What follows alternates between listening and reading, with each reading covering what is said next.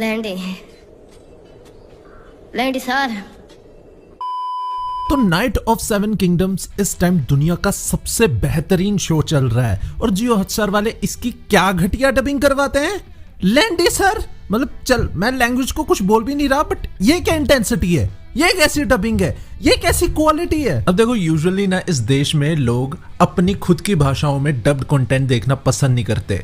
एक एक्सपेक्ट ये भी है कि कुछ लोग कूल बनने के लिए ये सब करते हैं कि भैया मैं तो कूल हूँ भाई, ठीक है, इंग्लिश में देखता हूँ कंटेंट, मैं तो कूल का छोड़ा हूँ। लेकिन दूसरा एस्पेक्ट ये भी है कि हमारी इंडस्ट्री को पता ही नहीं है कि वो कंटेंट के साथ क्या कर रहे हैं, वो हग रहे हैं। उनके लिए सिर्फ ये एक बिजनेस है कि माइक के सामने आके बोल के चले जाओ। अब जैसे नाइट ऑफ सेवन किंगडम की ले लेते हैं, हिंदी डबिंग ठीक है, मैं उस पर बिचिंग नहीं करना चाहूंगा, ठीक है वो, लेकिन मैं फिर भी हिंदी में नहीं देख रहा, मैं इंग्लिश में ही देख रहा हूँ, क्योंकि भाई इंग्लिश अलग ही मजा है, ठीक है, इंग्लिश इज समथिंग गुड। लेकिन तमिल और तेलुगु में जो हगा है, मतलब ये अप्रूव कैसे हुआ, मतलब इसको तुम रिलीज करने का सोच कैसे सकते हो। मतलब अगर मैं जियो हॉटस्टार के कमांड में होता, ठीक है, मतलब मेरे हाथ में पावर होती, मैं एपिसोड देख रहा होता और मैं बोलता कि डिलीट कर दे, हम लॉन्च कर ही नहीं रहे, तो अपना पैसा अपने पास रख, अब ये सिर्फ हिंदी इंग्लिश में लॉन्च होगा, हम तमिल तेलुगु में कर ही नहीं रहे। लेकिन जियो हॉटस्टार वालों ने देखा भी नहीं होगा, हाँ डालो करो अपलोड। लेकिन सारी डबिंग्स ऐसी नहीं होती। अगर आपने वार्नर ब्रदर्स, डिज्नी या ऐसी मूवीज जो थिएटर्स में, सिनेमास में रिलीज होती है, उनकी हिंदी डबिंग देखी है, और ये जो जियो हॉटस्टार जो भी अभी कर रहा है, ये डबिंग तो नहीं है भाई, ये कर रहा है, इसमें जमीन आसमान का एक फर्क नोटिस किया होगा कि जो थिएटर्स में रिलीज होते हैं उनके हिंदी डब्स एक्चुअल गुड होते हैं। पता है क्यों? क्योंकि एक वो पूरी मेथोडोलॉजी फॉलो करते हैं, वो एक पूरा चेन ऑफ कमांड फॉलो करते हैं, अकाउंटेबिलिटी होती है, ठीक है, एक पूरा स्ट्रक्चरल प्रोसेस होता है वो कंटेंट डब होने में, जो मैं अभी एक्सप्लेन करता हूं। मान लो वार्नर ब्रदर्स की कोई मूवी है, वो रिलीज के काफी टाइम पहले ही भैया वार्नर ब्रदर्स इंडिया के पास आ जाएगी।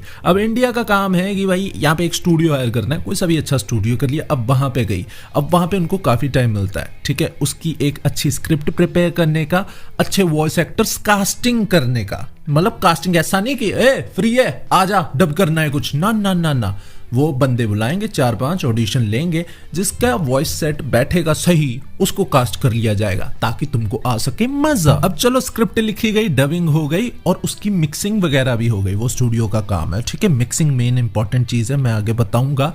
लेकिन उसके बाद काम खत्म नहीं हुआ कि सीधा अपलोड होगी, सिनेमा में लगेगी, ना ना जी ना ना, अब वो जाएगी सीधा वार्नर ब्रदर्स इंडिया के पास, वो क्रॉस चेक करेंगे और वो फिर भेजेंगे वार्नर ब्रदर्स यूनाइटेड स्टेट्स के पास। भाई जो ऊपर के गोरे गोरे लोग बैठे होते हैं ना, जिन्हें हिंदी आती भी नहीं है, वो वेरीफाई करते हैं कि तुमने मजेदार काम किया है कि नहीं किया, ठीक है, अगर नहीं किया वो नोट्स भेजेंगे कि ससुरो दोबारा करो, ठीक है, करेक्शंस होती रहती हैं। अगर कुछ नहीं पसंद आ रहा है, लोग होते हैं भाई रिव्यू करने के लिए, तुम्हारा काम रिव्यू किया जाएगा, वो देखेंगे बैठ के कि ये ससुर ने यहाँ पे ऐसे क्यों बोला, ऐसे तो होना नहीं चाहिए था, वो फिर से नोट्स भेजेंगे कि इसको सही करो।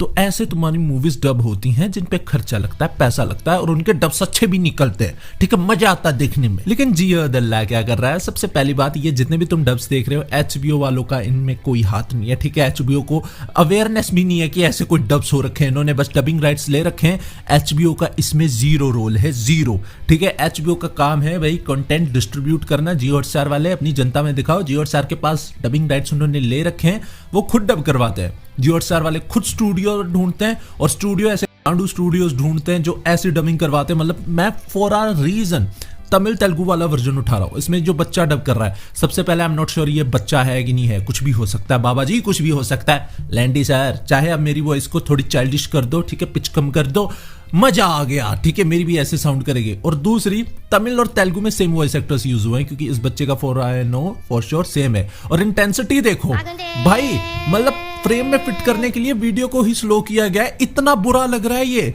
इंटेंसिटी। बच्चा विजुअली इतना अपना गला फाड़ के बोल रहा है और डबिंग उसकी हो रही है। तुम समझ रहे हो मैं क्या कह रहा हूं? मतलब कोई ट्राई नहीं किया गया, उनको बस पूरे स्टूडियो में एक बच्चा आसपास भागता बढ़ रहा था, ए बेटा चिप्स खिलाऊंगा, माइक के सामने बैठ जा, 4 डायलॉग बोल, ऐसे इन्होंने डबिंग करवाई है। मतलब अप्रूव किसने किया? मतलब जियो में स्टूडियो में किसी ने बैठ के ये नहीं सोचा कि हम क्या हग रहे हैं भयंकर। अब फिर कहते हो लोग डब्स नहीं देखते, डब्स करवाने का कोई फायदा नहीं है। भाई ऐसे डब्स कराओगे, वो भी प्रीमियम शो के।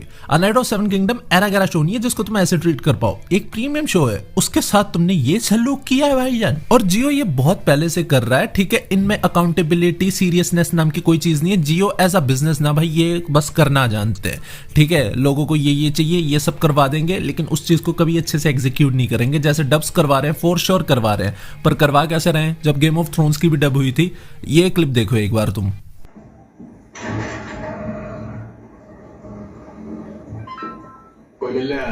ये मेरा फोन है नहीं बजा भाई, ये जो नोटिफिकेशन का साउंड सुना है ना, ये वीडियो में इनबिल्ट है गेम ऑफ थ्रोन्स के।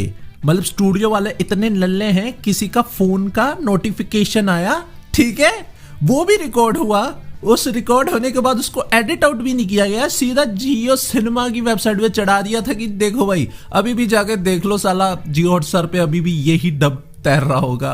क्या यार, मतलब प्रोफेशनलिज्म है ही नहीं, क्योंकि अकाउंटेबिलिटी है ही नहीं। जियो ने एक स्टूडियो हायर किया, स्टूडियो ने काम करवा दिया, स्टूडियो ने काम करवा के वापस जियो को दे दिया, जियो ने कुछ चेक नहीं किया, सीधा अपलोड कर दिया।